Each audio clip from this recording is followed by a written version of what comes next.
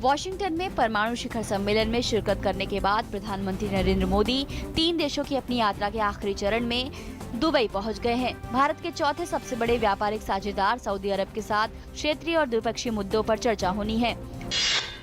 प्रधानमंत्री नरेंद्र मोदी की सऊदी अरब यात्रा से ठीक पहले अमेरिका और सऊदी अरब ने लश्कर-ए-तैयबा संगठन को वित्तीय सहायता और सहयोग देने वाले 4 व्यक्तियों और 2 संगठनों पर प्रतिबंध लगाया। भारत ने किया प्रतिबंध का स्वागत।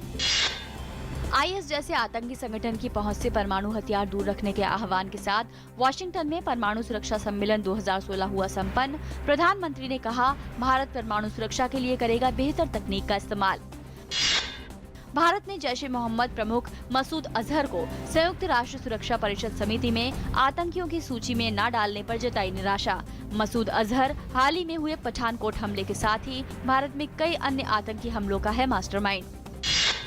जम्मू कश्मीर में सरकार गठन को लेकर गृह मंत्री राजनाथ सिंह ने भरोसा जताया है कि भाजपा PDP गठबंधन राज्य में लोगों की उम्मीदों पर खरा उतरेगा। गौरतलब है कि महबूबा मुफ्ती 4 अप्रैल को राज्य की पहली महिला मुख्यमंत्री के तौर पर शपथ लेंगी। समारोह में केंद्रीय शहरी विकास मंत्री वेंकैया नायडू और केंद्रीय मंत्री जितेंद्र सिंह होंगे शामिल। जम्मू विश्वविद्यालय के 16वें दीक्षांत समारोह को संबोधित करते हुए उपराष्ट्रपति हामिद अंसारी ने कहा कि समाज में सौहार्द को बढ़ावा देने के लिए सोच को बदलने की जरूरत है। जम्मू विश्वविद्यालय के 16वें दीक्षांत समारोह को संबोधित करते हुए मुख्य न्यायाधीश TS ठाकुर ने कहा कि जम्मू कश्मीर छोटा राज्य होने के बावजूद प्रतिभाओं से भरपूर है और देश के शिक्षा तंत्र की खासियत ये है कि प्रतिभावान और योग्य होने पर सफल होने के ढेरों अवसर मिलते हैं। घटना पर पश्चिम बंगाल सरकार ने कार्रवाई की है।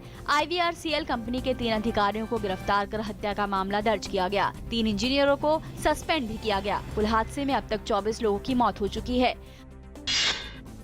पश्चिम बंगाल और असम के पहले चरण के मतदान के लिए आज प्रचार का आखिरी दिन है। सोमवार को असम की 65 और पश्चिम बंगाल की 16 विधानसभा सीटों के लिए होगा मतदान।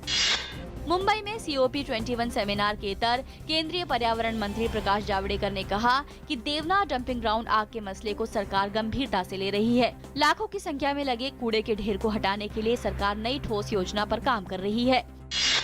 बेंगलुरु में क्षेत्रीय आयुर्वेद अनुसंधान संस्थान के शिलान्यास के मौके पर आयुष मंत्री श्रीपद नाइक ने कहा कि आयुष मंत्रालय जल्द ही आयुर्वेद के प्रचार प्रसार और इसकी महत्ता के लिए विश्व स्वास्थ्य संगठन के साथ करार करेगा। केंद्रीय बिजली मंत्री पीयूष गोयल ने विश्व स्तर पर पर्यावरण संबंधी मुद्दों को लेकर भारत और विकासशील देशों के हितों को सुरक्षित रखने और पश्चिमी देशों द्वारा किए जा रहे पर्यावरण के नुकसान से निपटने में पर्यावरण मंत्री प्रकाश जावड़ेकर की कार्यकुशलता की सराहना की। वाराणसी के जिला जेल में आज कैदी और सुरक्षा कर्मियों के बीच झड़प हो गई। कैदियों ने सुरक्षा कर्मियों पर पथराव भी किया। स्थिति को काबू में रखने के लिए अतिरिक्त सुरक्षा बलों को जेल में तैनात किया गया है। एयर इंडिया की पोशाक में शामिल हुई खादी। खादी उद्योग को बढ़ावा देने के मकसद से एयर इंडिया और खादी ग्राम उद्योग के बीच करार हुआ है और इसके बाद अब एयर इंडिया के सभी कर्मचारी अपने कार्यस्थल पर खादी की नई पोशाक पहनेंगे। इंडिया ओपन बैडमिंटन टूर्नामेंट के महिला एकल वर्ग के सेमीफाइनल में आज भारतीय बैडमिंटन स्टार साइना नेहवाल का सामना ओलंपिक चैंपियन चीन की ली जुरुई से होगा। क्वार्टर फाइनल मुकाबले में साइना नेहवाल ने दक्षिण कोरिया के खिलाड़ी को मात दी थी।